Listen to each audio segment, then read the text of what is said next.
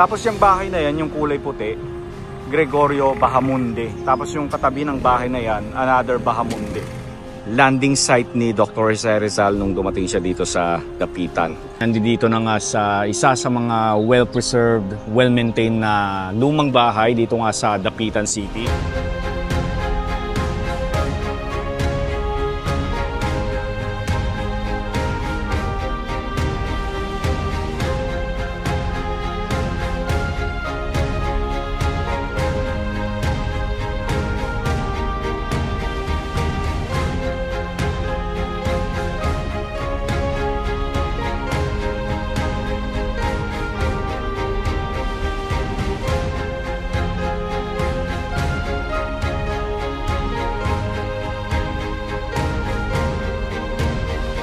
Okay, so narito naman tayo ngayon sa Punto del Desembarco de Rizal at sinasabi na sa dalampasigang ito ng Santa Cruz ay lumunsad si Jose Rizal ng alas 7 ng gabi. Noong ika-17 ng Hulyo 1872 upang simulan ang buhay tapon sa Dapitan. Kasama ni Kapitan Delgras ang 3 kawal ng Artilleria at naglakad sina Rizal patungo sa Casa Real. At dito siya ipinakilala kay Don Ricardo Carnicero, ang Kastilang gobernador militar ng Purok.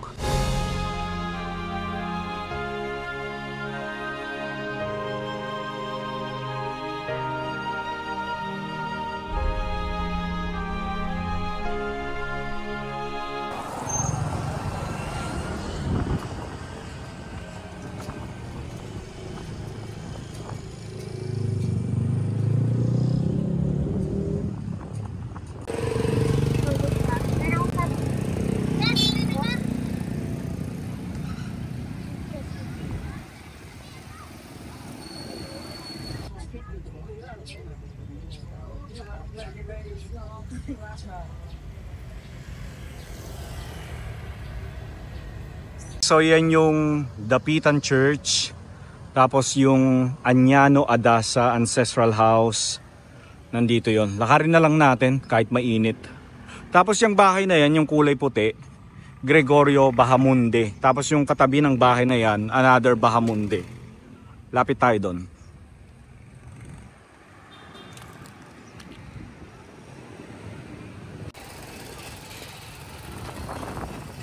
Gregorio Bahamonde Ancestral House.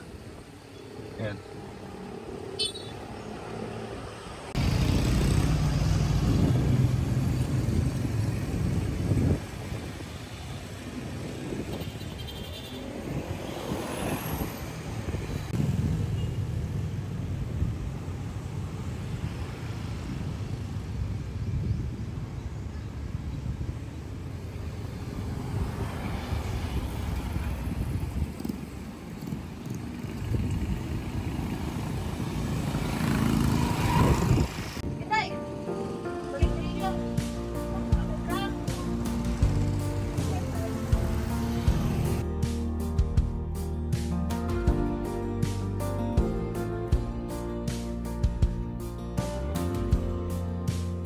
Okay mga ka-Kaiser, magandang hapon sa inyo, and tayo ay nandito na nga sa isa sa mga well-preserved, well-maintained na lumang bahay dito nga sa Dapitan City.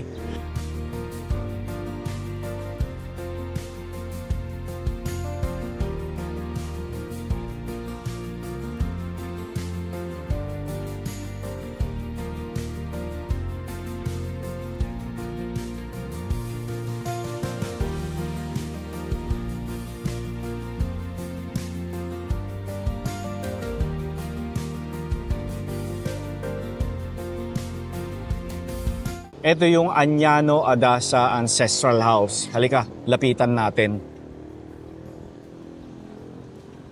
And kung makikita nyo, talagang lahat ay gawa sa kahoy.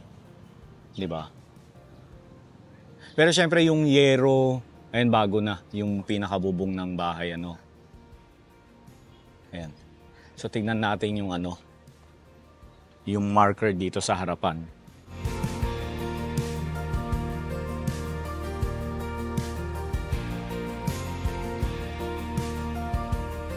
Okay, so itinayo ang bahay na ito 1900. Ayan o.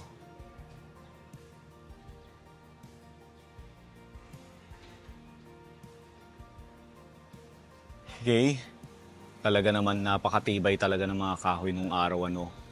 Ayan. So ito ngayon ay itong mismong pinakababa office ng tourism. Pasok tayo dito sa tourism office.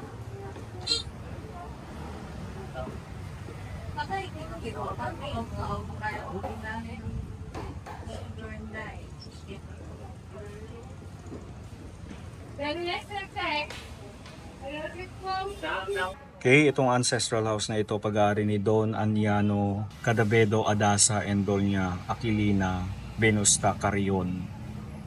Yun, so naibenta na pala itong bahay sa isang businessman who rehabilitated the building. The ground floor was renovated but most of the component of the second floor, including the stairs and posts from the original structure, remained. After the renovation, the building served as the satellite office of DOT region. Today, it houses the City Tourism Office on the ground floor as well as the administrative office of the Dapitan Heritage Council. Ayan. Nice. At least kinip nila yung pangalang Adasa, Aniano Adasa Ancestral House. No? Halika, akyat tayo doon.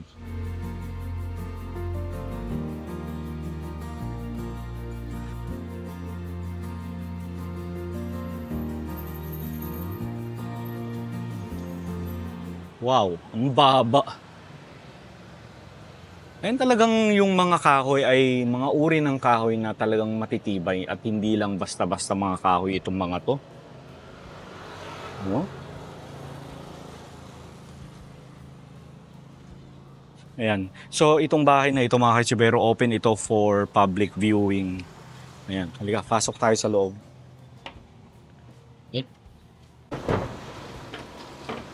Ay, may taas pa. Ayun na, binuksan na nila. Napasok tayo. Sir, ano pangalan mo, sir? Jan lang po. Jan. Okay. Oh.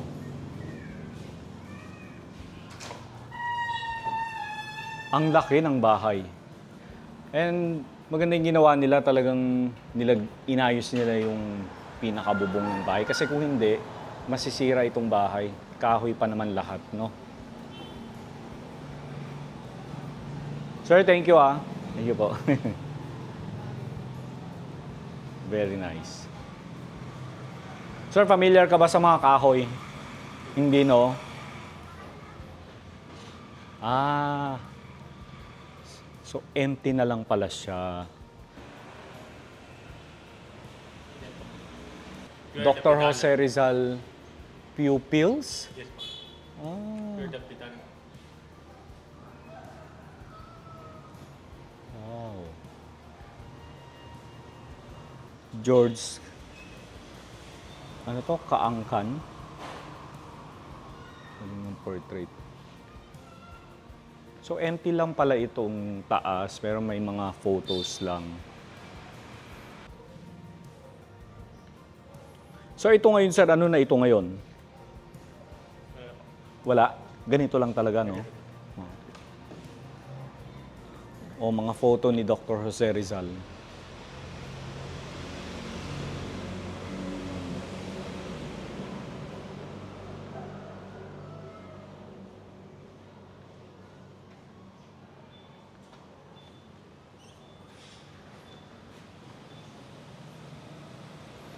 Anong meron sa taas, sir? Wala. Ganyan lang, no? Parang pinaka-watchtower siguro noon, ano?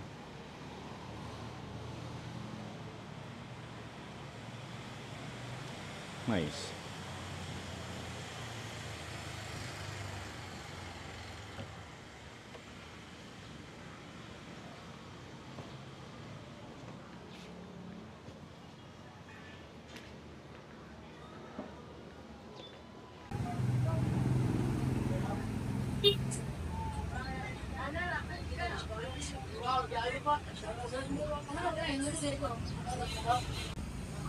Grabe, nakakabilib talaga yung mga kahoy na ganito, no? Biruin nyo ilang bagyo na yung dumaan, ilang ulan na ang syempre nababasa, hindi maiwasang mabasa yung mga kahoy, pero kita nyo naman matitibay pa rin, di ba?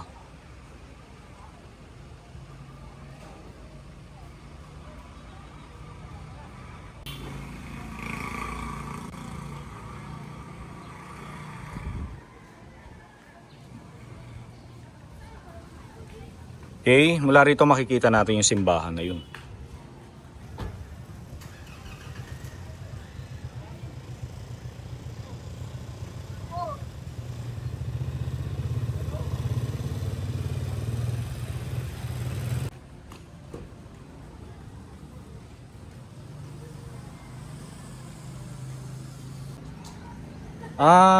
May mga paikot pa pala ito. Wow. Nakakatuwa naman. 'Di ba?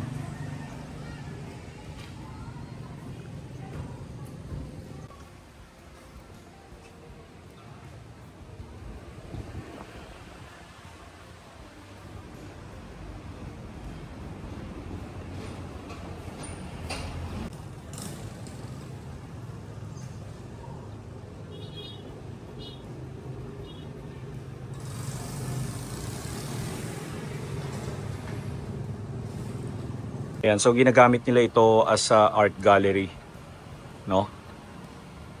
Kaya kung makikita nyo may mga paintings ni Dr. Jose Rizal. Ayan.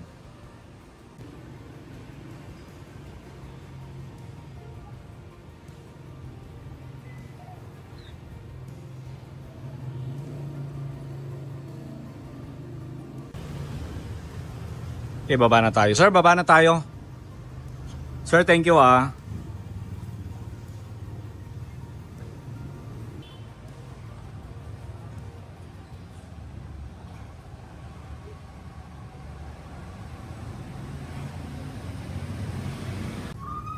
Wala na siyang mga gamit, no?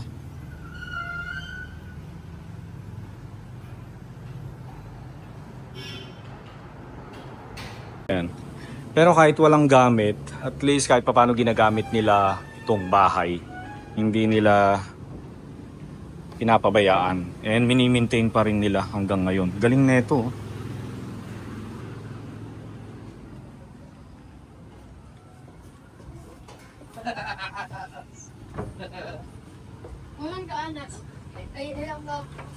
Diba? Ang hirap isara sa sobrang bigat ng kahoy.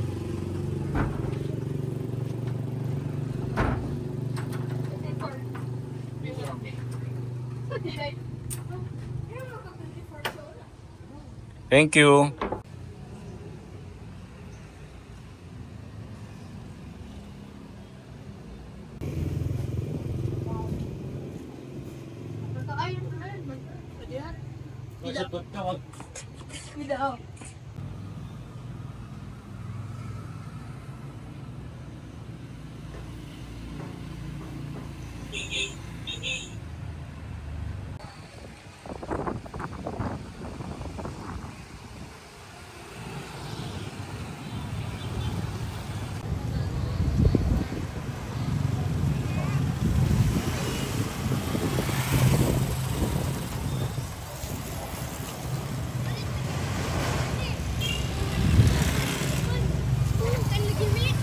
Okay, mag-aalas 6 na ng gabi. Naghahanap ako ng makakainan dito, malapit sa kung saan ako nag-i-stay. Kasi doon sa hotel kung saan ako naka-check-in, breakfast lang ang siniserve nila. Hanap tayo dito, sana meron. Habang hinihintay ko yung 7:30 na appointment natin dito sa Balay Hamoy. Ito siya oh, yan oh. So, 7:30 pa yung appointment natin dyan. Kain muna tayo. Lakad tayo hanggang doon sa dulo. Ito na pala yun. Tita Norma. Ayan o.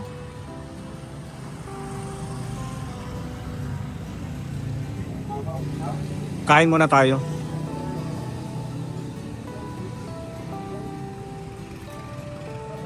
Maayo.